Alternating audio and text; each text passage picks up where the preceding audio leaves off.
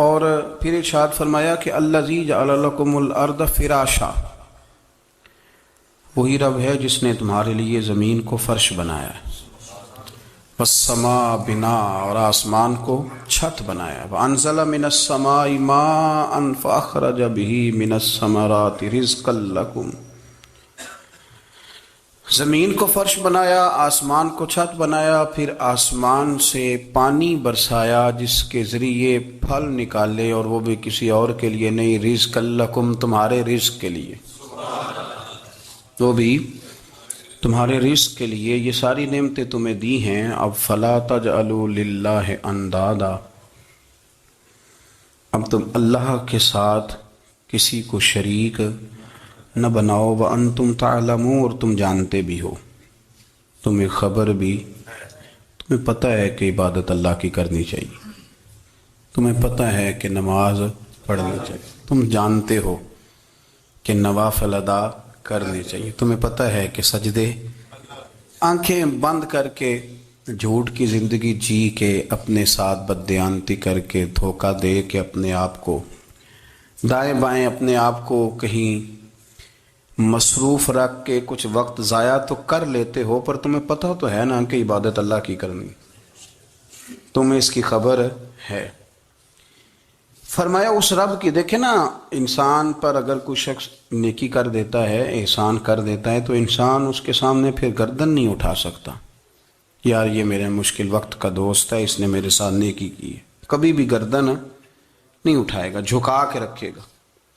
تو اگر عام کوئی نیکی کر دے تو اس کے سامنے انسان کبھی گردن نہیں اٹھاتا، تو جو رب ساری نعمتیں عطا فرمائے، جو کہے کہ تیری تخلیق میں نے کی، تجھ سے پہلوں کو بھی پیدا میں نے کیا، تیرے لیے زمین کا بچھونا بھی میں نے بچھایا، آسمان کی چھت بھی میں نے لگائی، تیرے لیے زمین سے ساری اناج کو، پھل کو، کھیتیوں کو نکالا بھی تیرے لیے، اب تو اس طرح کر کہ تو میری عبادت کر، تو میری بارگاہ میں جھک جا۔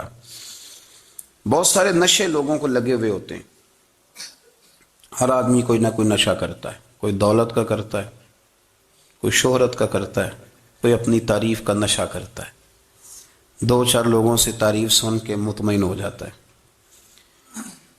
ناراض تو نہیں ہو گیا اس جملے سے آپ؟ کرتے ہیں لوگ دولت کا نشہ بھی، یہ جب نقصان ہوتا ہے تو بندے بیمار نہیں ہو جاتے، پیسے ڈوب جاتے ہیں تو لوگ بیمار نہیں ہو جاتے، تو اس کا مطلب یہ ہوتا ہے کہ نشہ ٹوٹ گیا ہے۔ اب بہک ہوئے ہیں نا تھوڑے سے تو کانپتے ہیں، تڑپتے ہیں، پریشان، نشہ ہی اسی طرح ہی کرتا ہے نا، نہیں ملتا تو پریشان ہوتا ہے۔ یہ سارے نشے ہیں، مختلف قسم کا نشہ۔ ہم مانتے نہیں اس بات کو، تسلیم نہیں کرتے، کیونکہ تسلیم کرنا بڑا مشکل کام ہے، اس کے لیے تو بڑی ساری چیزیں جو ہیں وہ دبوچ کے اور بڑی سارے رستے پھلانگ کے آنا پڑتا ہے، تو بڑا مشکل ہے ماننا، ورنہ کرتے ہیں ہم، ہمارا مزاج ہے۔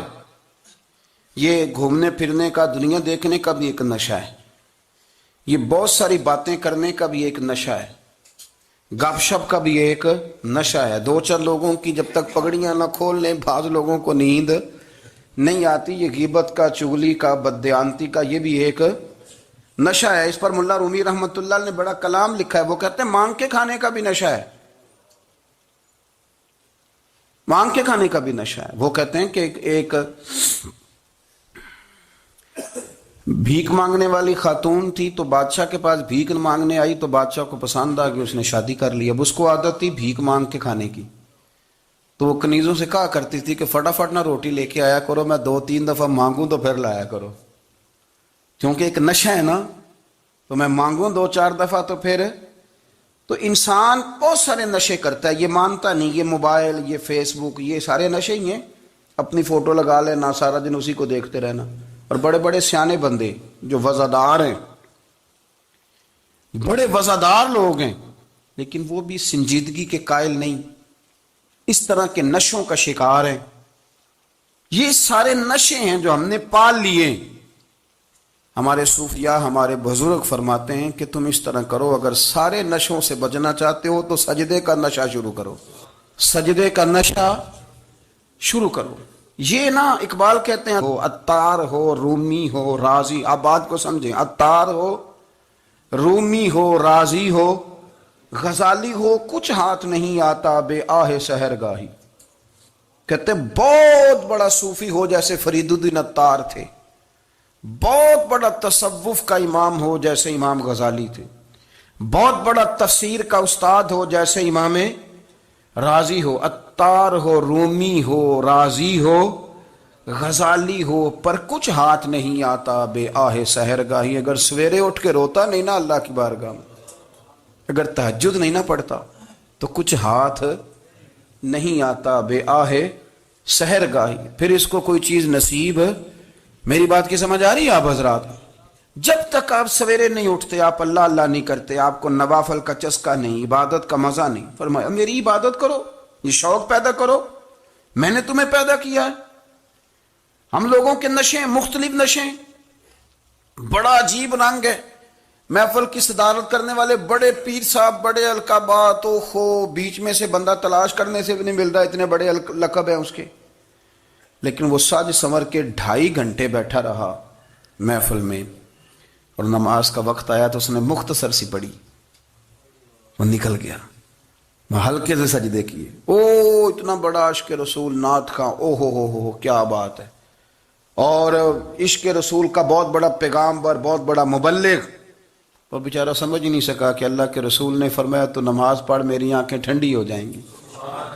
تو یہ نشے کے عادی تو ہیں پر حقیقت کے قائل نہیں ہیں. یہ بس ٹھیک ہے خوابوں کی دنیا میں لوگ زندہ ہیں، پر جن کو یہ جو نشہ تھا نا عبادت کا، یہ میرے رسول پاک کی چاہت ہے، یہ میرے نبی کریم علیہ السلام کی. آپ دیکھیں نا حضور مہینوں جا کے غار حرا میں بیٹھتے تھے.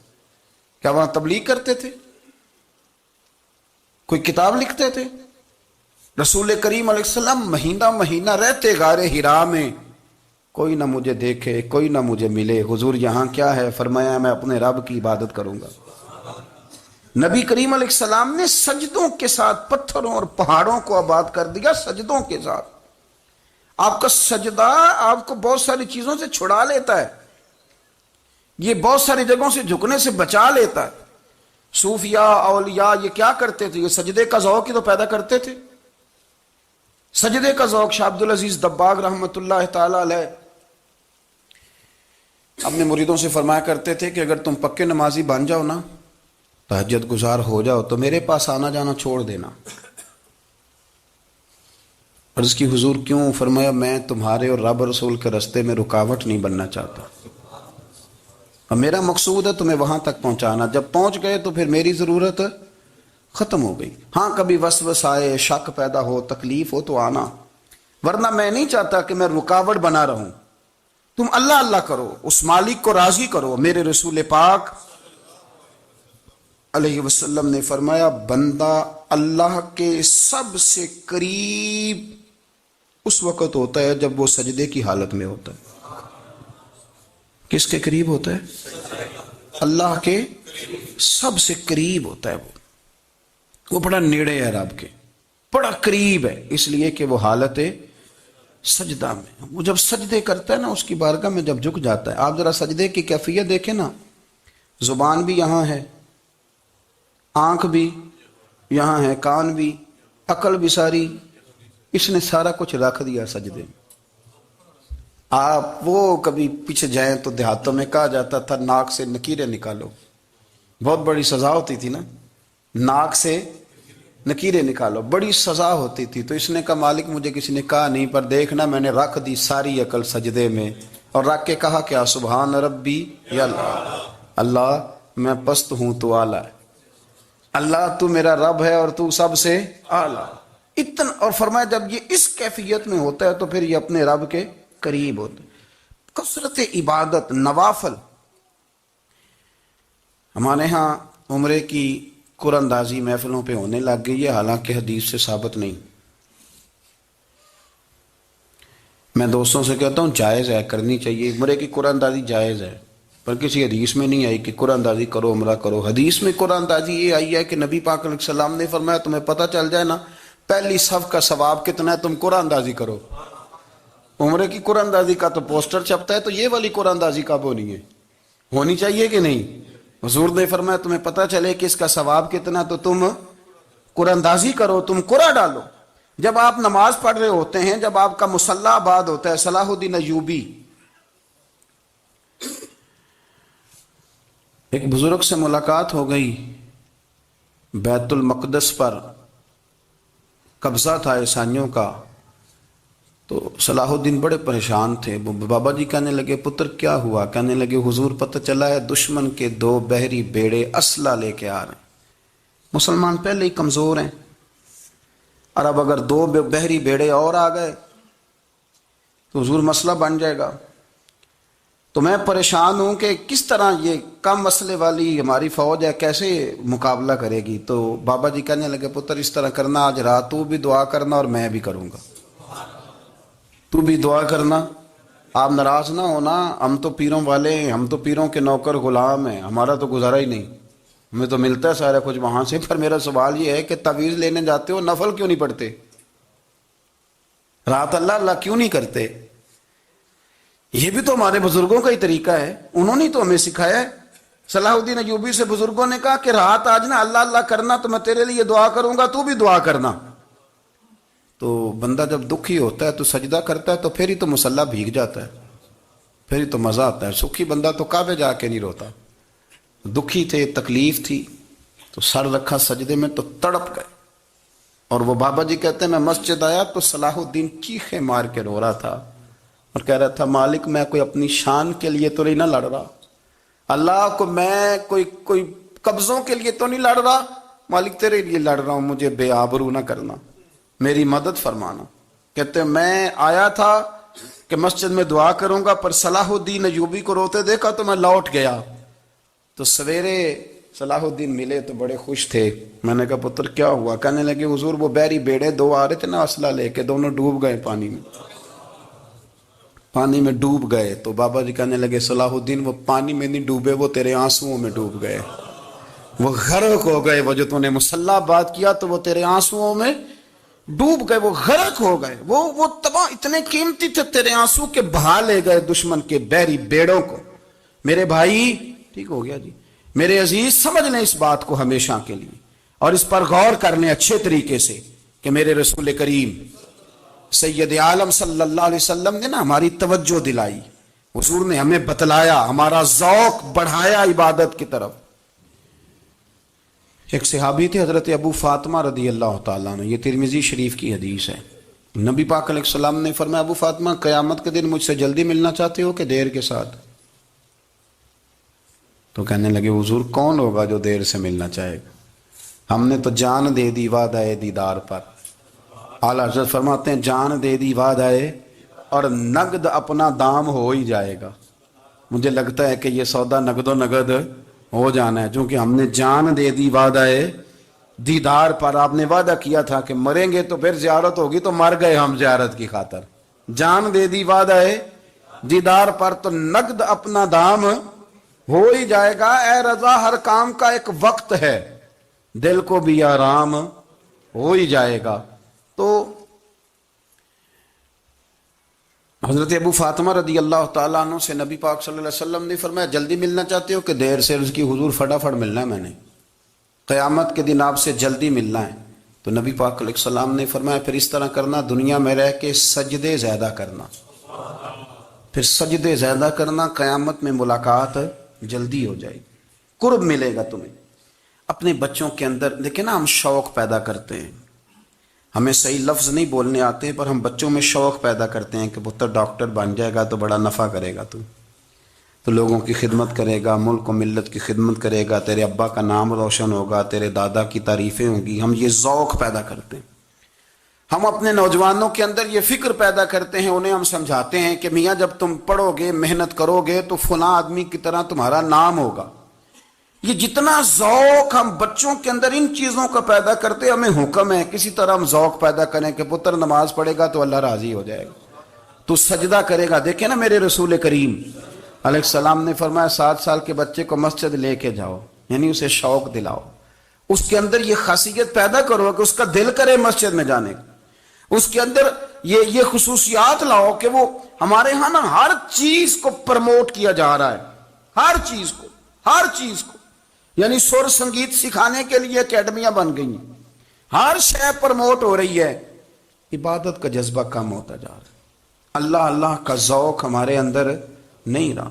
اور اتنا مشکل ہم نے اپنے لیے بنا لیا ہے کہ وہ بندہ جو بڑی زبردست مذہبی گفتگو کر رہا تھا اور تگڑی بات کر رہا تھا، کیا بات ہے، لیکن نماز کے بارے میں کمزوری دکھا جاتا ہے، نوافل کے بارے میں وہ چپکے سے نکل جاتا ہے۔ امام احمد بن حنبل رحمۃ اللہ تعالی علیہ، مسند امام احمد بن حنبل 14 جلدوں میں ہے مارکیٹ میں، اور مجھے تو خیر پسند ہی بڑی ہے، میں نے تو کئی دفعہ پڑھی ہے۔ اور کیا بات ہے امام احمد بن حنبل کی، کیسے تگڑے قسم کے محدث تھے اور اللہ نے کتنا انہیں اعزاز عطا فرمایا ہوا تھا۔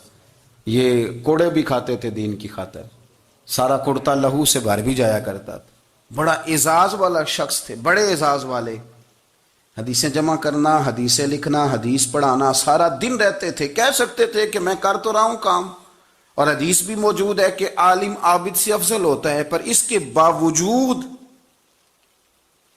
امام احمد بن حنبل رحمۃ اللہ علیہ 300 نفل فرض نمازوں کے علاوہ پڑھا کرتے تھے، 300 نوافل روز پڑھا کرتے تھے۔ ان کے بیٹے نے کہا ابا جی مکان خریدنا ہے تو کوئی جگہ کہاں کر کے لوں، بہت ساری آبادیاں، تو فرمایا پتر وہاں لینا جہاں مسجد قریب ہو۔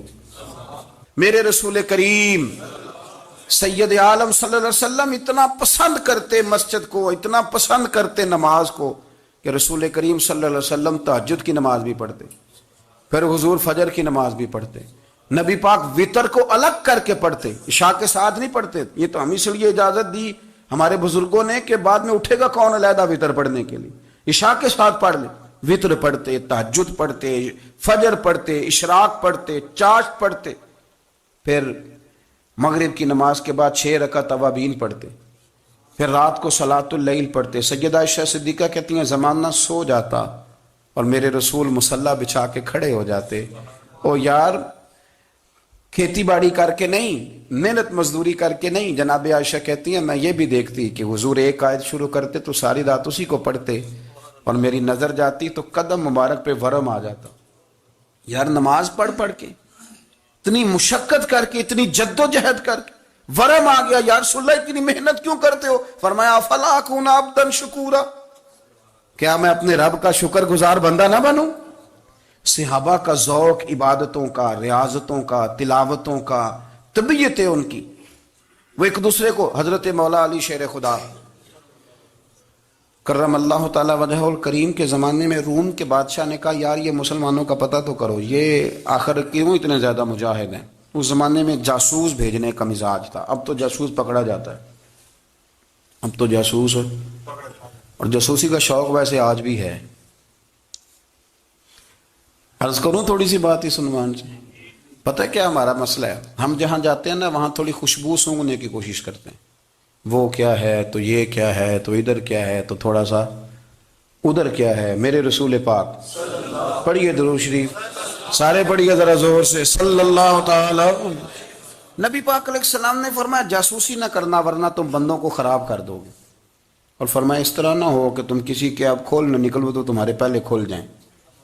یہ جو ذوق ہے نا یہ ختم کریں، چھوڑیں، مطلب آپ کس چکر میں پڑے ہوئے ہیں، اتنی زیادہ توجہ کرنے کی کیا ضرورت ہے؟ نے کام سے کام رکھیں، اس میں بندہ تھوڑا سا نا آسان رہتا ہے۔ یہ جو بہت زیادہ ٹٹولنے والے لوگ ہوتے ہیں نا وہ بےچارے پھر عمر ٹٹولتے ہی گزار دیتے ہیں، اس لیے کہ مزاج ہی بہت پکا ہے، بوری کا منہ کھول کے اندر تک ہاتھ ڈالنا، تو پھر کئی دفعہ سامنے سے بچھو بھی لڑ جاتا ہے، خرابی ہوتی۔ تو جاسوسی کی جاتی تھی، اس نے بھی جاسوس بھیجے، کیونکہ قبیلوں کے لوگ تھے، کچھ مسلم کچھ کافر، پہچانے نہیں جاتے تھے لوگ، تو کچھ لوگ اس نے بھیجے، انہوں نے آ کے نا تحقیق کی، ریسرچ کری کہ آخر ماجرا کیا ہے، تو واپس جا کے انہوں نے رپورٹ دی نا روم کے بادشاہ کو۔ اس رپورٹ کا ایک جملہ بڑا شاندار ہے، وہ کہنے لگا بادشاہ ہمیں مسلمانوں کی کوئی سمجھ نہیں آئی، ہمیں کوئی سمجھ نہیں آئی۔ انہوں نے کہا بھی کیوں نہیں سمجھ آئی؟ کہنے لگے یار عجیب بندے ہیں، جب رات مصلے پہ بیٹھتے ہیں تو یوں لگتا ہے ان کا دنیا سے رشتہ ہی کوئی نہیں، کوئی کسی کو نہیں جانتا، کوئی اپنے دکھ سنا کے رو رہا ہے، کوئی اپنی بات کر کے رو رہا ہے، لگتا ہے کہ ان کا کوئی رشتہ ہے ہی نہیں جب مصلے پہ بیٹھتے ہیں۔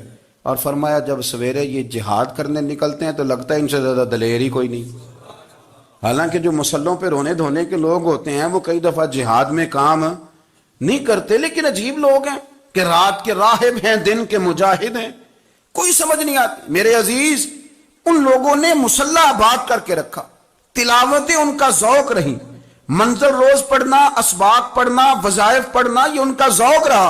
اعلیٰ حضرت بریلوی رحمت اللہ نے 1000 کتاب لکھی ہے، لیکن الوظیفۃ الکریمہ کے نام سے جو وہ صبح و شام وظائف پڑھتے تھے وہ الگ انہوں نے ان کو بیان کیا، پابندی کے ساتھ اپنی اللہ اللہ کرتے۔ شیخ شہاب الدین سہروردی رحمت اللہ علیہ اس پر ایک بندے نے اعتراض کیا، اس نے کہا جی آپ کس قسم کے صوفی ہیں، مرید بیٹھے ہیں اور آپ وہاں نفل پڑھ رہے ہیں؟ یہ بھی بڑا مسئلہ ہوتا ہے نا، جو بندہ ملنے آتا ہے وہ اپنے ٹائم کے حساب سے آتا ہے، اور پھر اس کا یہ بھی خیال ہوتا ہے کہ پیر صاحب جو ہیں وہ چونکہ درویش ہیں تو نہ انہیں روٹی کھانی چاہیے نہ سونا چاہیے، چونکہ وہ درویش ہیں، اور ہم چونکہ درویشوں کے ماننے والے ہیں لہذا ہمارا یہ طریقہ ہونا چاہیے کہ جیسے ہم کہیں درویش ویسے ہی کر جائے۔ حالانکہ جس کو آپ درویش کہیں گے آپ اس کی مانیں گے، آپ منوائیں گے نہیں، ہمارا مزاج ہوتا ہے۔ شیخ شہاب الدین پر لوگوں نے اعتراض کی، حضور لوگ ملنے آئے ہیں، زیارت کرنے آئے ہیں، یہ بندے دعا کرانے آئے ہیں، اللہ اللہ کرانے آئے اور آپ نفل پڑھ رہے ہیں، کیا جملہ ہے، کیا حسن ہے، کیا خوبصورتی ہے۔ فرمانے لگے رب رسول سے مانگنے کے لیے مصلی بچھایا ہے، اگر وہاں سے مانگوں گا نہیں تو تمہیں دوں گا کیا؟ پہلے مجھے کچھ لے تو لینے دو، اگر میرے پلے کچھ ہے ہوگی تو آگے دوں گا نا۔ تو میں مانگنے گیا تھا کہ یا اللہ دے، تیرے بندے لینے آئے، دے تو میں کچھ لوں گا تو آگے دوں گا نا۔ لیکن ہمارا یہ سٹیٹس، یہ مزاج، یہ شعور نہیں ہے۔ گپیں، کہانیاں، داستانیں، گفتگو، خطابت، واز، کیا بات، لیکن اگر کچھ کرنے کا کام ہو تو وہ نہیں ہم سے ہوتا۔ میرے نبی کریم علیہ الصلوۃ والسلام نے مصلی سے دل لگانے کا درس دیا، حضور نے توجہ دلائی، صحابہ اس ذوق کے حامل لوگ تھے، وہ کوشش کرتے تھے۔ جناب صدیق اکبر رضی اللہ تعالیٰ عنہ کا عبادت کا مزاج ہمیشہ قائم رہا۔ حضرت عمر فاروق ساری رات اللہ کے حضور کھڑے رہے۔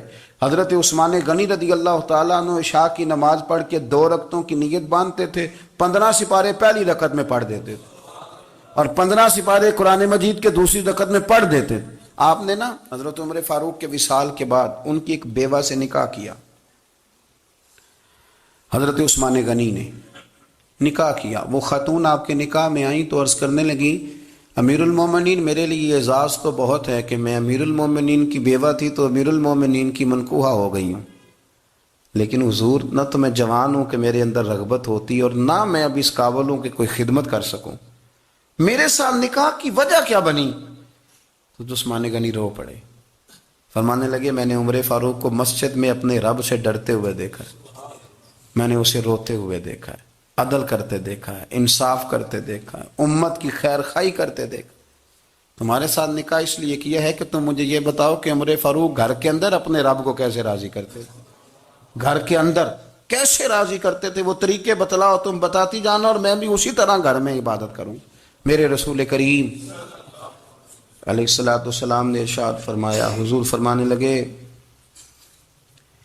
جس گھر میں اللہ کا ذکر ہوتا ہے وہ گھر زندوں کا ہے، اور جس گھر میں رب کریم کا ذکر نہیں ہوتا وہ گھر زندوں کا نہیں ہے۔ گھر نا ہم نا کتابوں میں پڑھتے ہیں کہ ایک بزرگ کہتے ہیں، حضرت فضیل بن ایاز کہتے ہیں کہ میں ایک گلی سے گزر رہا تھا تو گھر کے اندر کسی قاری صاحب نے قرآن کی آیت پڑھ دی، ولی من خاف مقام ربہ جنتان، میں تے میرے کانوں سے ٹکرائی تو اللہ نے میری کایا ہی پلٹ دی، میں توبہ کر گیا۔ اب گھر کے اندر سے آواز آئے تو صحیح نہ تلاوت کی، پر اندر سے آواز آتی نہیں، یا ڈیک بجنے کی آواز آتی ہے، یا ٹی وی چلنے کی آواز آتی ہے، یا دھوم مچانے کی آواز آتی ہے۔ عبادت کا وہ جو خاص شوق تھا، وہ جو حسن تھا، وہ جو توانائی تھی، وہ جو بات تھی۔